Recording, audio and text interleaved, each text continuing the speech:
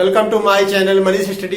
दोस्तों आज हम परसेंटेज का दोस्तों पार्ट 6 आपके सामने ले आए हैं। दोस्तों इस पार्ट में हम आप लोगों को पहले के एग्जामों में जो क्वेश्चन पूछे गए हैं उन क्वेश्चनों को सॉल्व कराएंगे।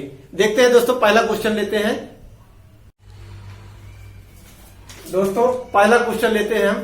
पहला क्वेश्चन क्या है, किसी कंपनी द्वारा उत्पादित जनरेटर की कीमत में 30% की कमी करने पर उसकी बिक्री में 10% की वृद्धि हो गई, कंपनी के आय पर क्या प्रभाव पड़ेगा।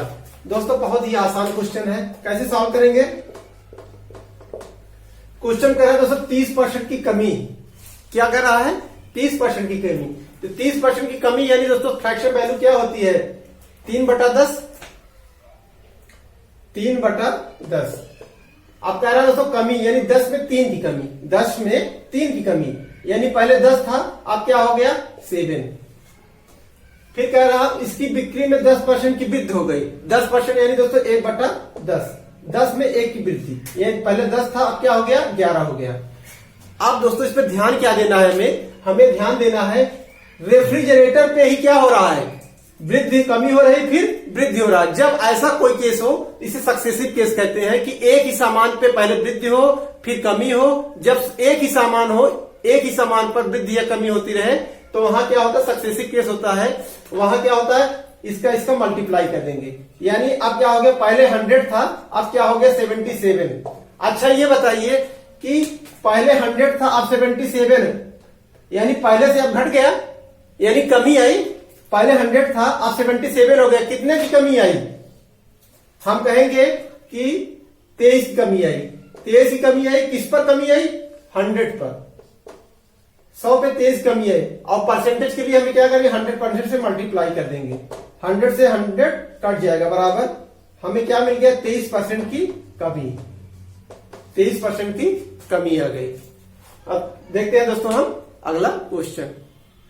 तो अगला क्वेश्चन आपके सामने है, आयत की लंबाई को 60% बढ़ा दिया गया है, क्षेत्रफल को पूर्ववत रखने के लिए उसकी चौड़ाई कितना प्रतिशत कम करना पड़ेगा।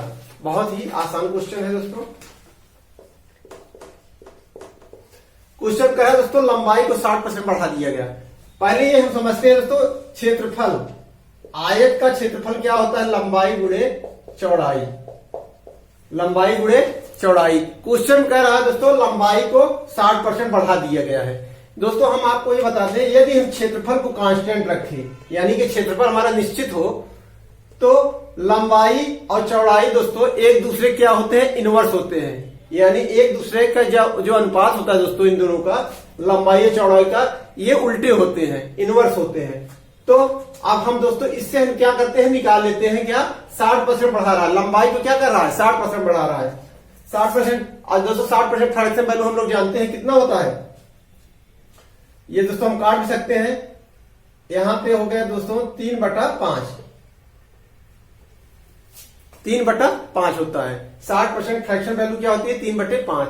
अब क्वेश्चन कर रहा 60% बढ़ा रहा है यानी 5 पे 3 बढ़ा रहा है, यानी पहले लंबाई क्या थी हमारी 5 थी, पहले लंबाई 5 थी अब क्या हो गई 8 हो गई। अब हमने आपको बताया है कि लंबाई का इनवर्स यानी उल्टा क्या होता है दोस्तों चौड़ाई होता है। लंबाई के अनुपात का इनवर्स यानी उल्टा क्या होता है दोस्तों चौड़ाई होता है। पहले लंबाई 5 थी अब कितनी हो गई 8 हो गई, तो अब इसी का इनवर्स हो गया यानी 8:5। ये क्या हो गया चौड़ाई, ये दोस्तों क्या हो गई चौड़ाई, ये क्या है हमारी लंबाई। पहले लंबाई 5 थी अब 8 हो गई, तो इसी का जस्ट दोस्तों इनवर्स क्या होता है चौड़ाई, यानी 8 पहले चौड़ाई क्या थी 8 थी अब चौड़ाई कितनी हो गई 5 हो गई। अब क्वेश्चन पूछ रहा है चौड़ाई कितना प्रतिशत कम करना पड़ेगा, कितना कम करना पड़ा, पहले 8 था कितना हो गया 5 हो गया, तो कितना कम करना पड़ा दोस्तों 8 में 5 में निकाल देंगे यानी 3 कम करना पड़ा। किस पर कम करना पड़ा, पहले कितना था 8 पे। अब परसेंट पूछ रहा है 100% से हम क्या कर देंगे मल्टीप्लाई कर देंगे, बस आंसर हमारा आ गया। इससे दोस्तों काट देते हैं 4 से दोस्तों 2 बार कट गया और ये 25 बार में, यानी बराबर आ गया हमारा 75%, 75/2% यानी कितना हो गया 37, 2 6 2 7 14, 1 37 सही 1/2%। क्या क्या हुआ? कमी करना पड़ा। यही हमारा क्या हो गया? आंसर हो गया। दोस्तों इसको हम और भी एक मेथड से सॉल्व कर सकते हैं। एक मेथड दोस्तों हम और समझा दे रहे हैं आप लोग को, इससे भी आप सॉल्व कर सकते हैं।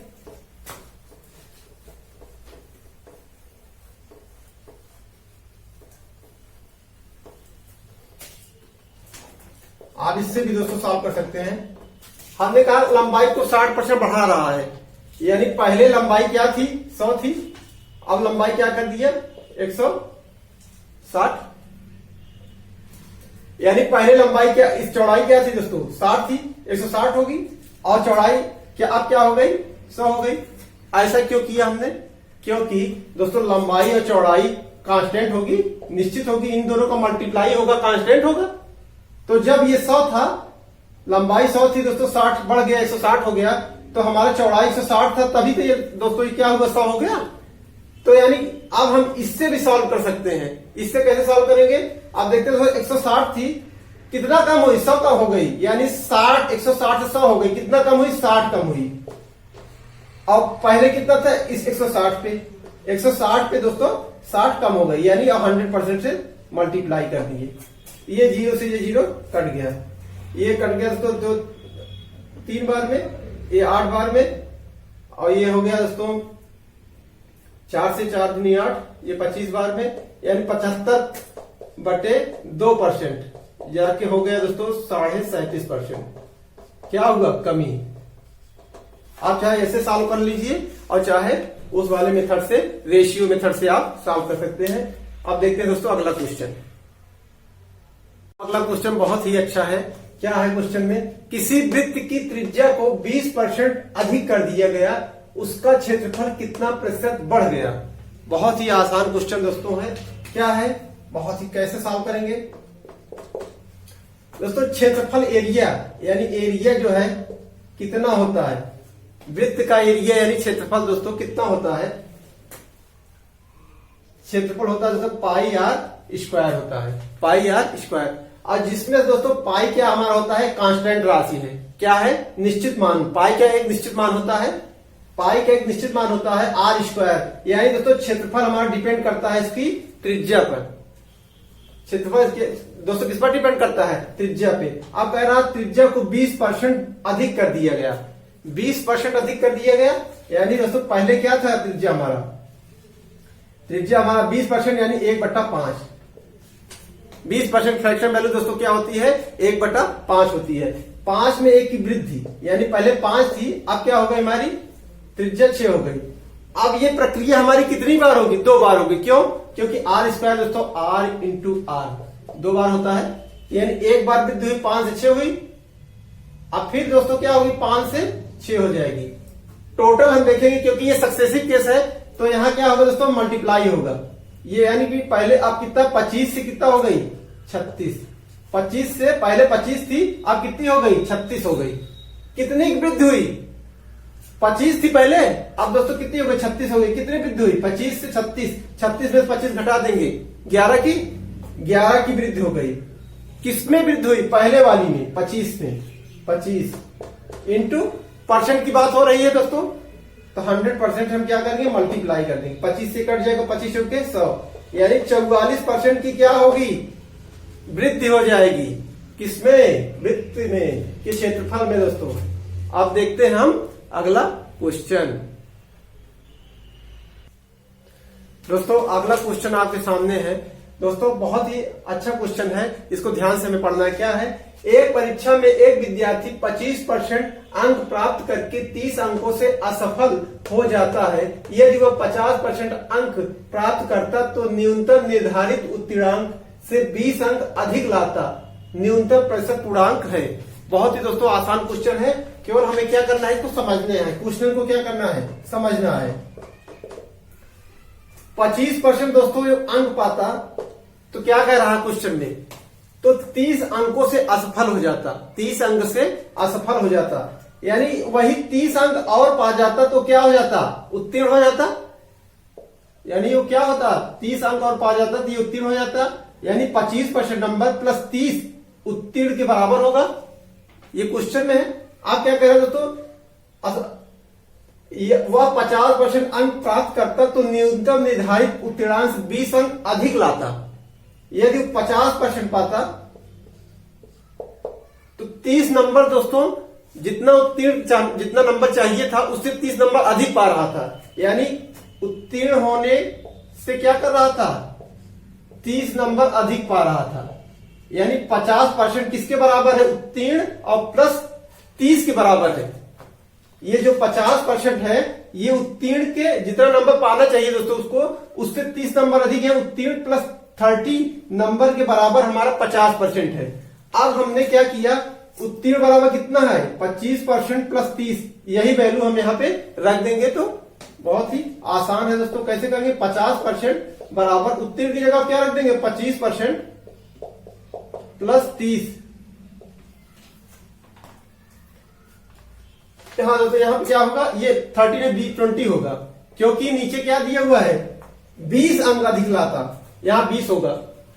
तो यहाँ क्या हो गया, 25% प्लस 50% बराबर दोस्तों 25% प्लस 30 प्लस 20, यानी 50% बराबर हो जाएगा 25% प्लस 50 के। अब इसे दोस्तों इधर 75 कर देंगे, इधर ले आएंगे तो यह जाएगा 50%, 25 निकल गया, यानी 25% बराबर क्या हो जाएगा, 50 के।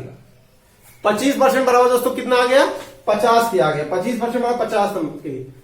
अब लोग दोस्तों हम लोग जानते हैं जो उत्तीर्णांक, जो हमारा पूर्णांक होता है, टोटल होता है, वो हमारा 100% होता है। तो 25% बराबर 50, तो 100% बराबर क्या होगा, 100% बराबर, इसमें दोस्तों 4 से मल्टीप्लाई, इसमें 4 से, यानी 100% बराबर 200 अंक। यानी हमें क्या मिल गया दोस्तों, पूर्णांक मिल गया। हमें क्या मिला, पूर्णांक मिल गया 200। अब हमें देखना है कि वो कितना नंबर पाया, वो नंबर कितना पाया, उत्तीर्ण वाला नंबर हमें देखना है। उत्तीर्ण का नंबर, यानी उत्तीर्ण वाला नंबर हमें कैसे पता लगेगा, उत्तीर्ण बराबर क्या दिया हुआ है, उत्तीर्ण बराबर 25%। 200 का दोस्तों 25% क्या होता है, यानी 200 का 1/4 प्लस 30, ये आ गया हमारा, 4 से कट गया, 4 पंचे 20, 50 प्लस 30 यानी 80 नंबर। वो नंबर, उत्तीर्ण वाला नंबर हमें प्राप्त हो गया, कितना है, 80। अब ये पूछ रहा है कि कितना परसेंट है, तो परसेंट कितना है, परसेंट, उत्तीर्ण परसेंट कितना है, तो दोस्तों कितना है परसेंट, 80 बटे टोटल पूर्णांक, पूर्णांक यानी 200, और 100% का मल्टीप्लाई, 2 0 कट गया, 2 चौके 8 बराबर 40%। कितना है, 40%। यानी हमें क्या ज्ञात हो गया, न्यूनतम प्रतिशत उत्तीर्णांक 40%। सबको समझ में आ गया हो दोस्तों। अब हम देखते हैं अगला क्वेश्चन। दोस्तों अगला क्वेश्चन देखते हैं।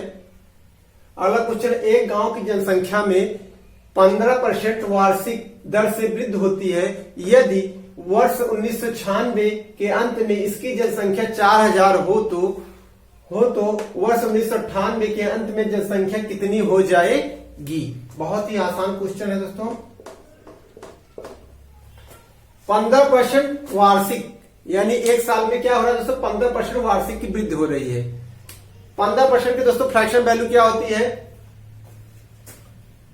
यानी 15% 3 और ये 20, यानी 20 में क्या कर रहा है, 3 की वृद्धि हो रही है, प्लस का चिन्ह। 20 में क्या कर रहा है दोस्तों, 3 की वृद्धि, यानी पहले वर्ष में जनसंख्या 20 थी, तो अब क्या हो जा रही है, 23, 20 से 23। ये तो दोस्तों एक साल का हुआ। अब कह रहा है 98 के अंत में जनसंख्या, ये 96 दोस्तों 97 के समय का ये है। 98 में क्या हो गया, 20 से फिर क्या हो गया, फिर 23। अब हमें क्या देखता है, नेट देखना है कि इसका मल्टीप्लाई, इसका, यानी कि 400 में अब कितनी हो गई दोस्तों, 23 से 23 मल्टीप्लाई करेंगे, 23 का 23 मल्टीप्लाई करेंगे तो ये गया 9 3 6 और 6 और 4, यानी 9 6 6 2 और 4 5। यानी पहले क्या थी दोस्तों, 400 थी, अब कितनी जनसंख्या हो गई, पहले 400 जनसंख्या थी, अब जनसंख्या कितनी बढ़कर हो गई, 529 हो गई। अब हमें क्या दिया हुआ है, इसकी जनसंख्या में 4000 हो तो 96 के अंत में इसकी जनसंख्या 4000 हो तो, यानी पहले वाली जनसंख्या दिया हुआ है 4000 और पहले कितना था 400, यानी 400 बराबर किसके होगा 4000 के। तो एक बराबर ये 400 से 400 कट गया तो ये आ गए 1 बराबर 10 के, 1 बराबर 10 के। अब हमसे क्या पूछ रहा है 98 के अंत में जनसंख्या कितनी हो जाएगी, यानी कि लास्ट भी ये पूछा 529, यानी अब कितनी हो गई जनसंख्या 529, यानी 1 यूनिट 10 के बराबर, तो 529 यूनिट कितने बराबर 529 इंटू 10 बराबर 5290। अब जनसंख्या नई जनसंख्या क्या हो गई 5290।